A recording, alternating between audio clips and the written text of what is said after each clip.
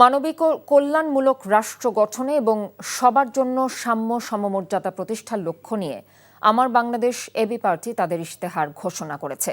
রাজধানী নয়াপল্টনে এবি পার্টির কেন্দ্রীয় অফিসে দলটির সভাপতি মুজিবুর রহমান মঞ্জু ইশতেহার পাঠ করেন। শিক্ষায় আমূল সংস্কার এবং প্রযুক্তির সমন্বয়, সবার জন্য মানসম্মত স্বাস্থ্যসেবা নিশ্চিত, যোগাযোগ ব্যবস্থার উন্নতি, নৌ যোগাযোগ নতুন করে বিস্তৃত করা, ভূমি ব্যবস্থাপনা এবং মধ্যবিত্তের আবাসনের ব্যবস্থা করা, বেকারত্ব সমস্যার সমাধানে বিভাগীয় পর্যায়ে জব সেন্টার, স্বচ্ছ নিয়োগ প্রক্রিয়া রাখার ব্যবস্থা করা হবে বলে জানানো হয়েছে। পরিবেশ রক্ষায় মাস্টার প্ল্যান, বর্জ্য ব্যবস্থাপনায় আধুনিকীকরণ, পরিবেশ বান্ধব গণপরিবহন নিশ্চিত করার বিষয়েও ওয়াদা দিয়েছেন এবি পার্টির সভাপতি।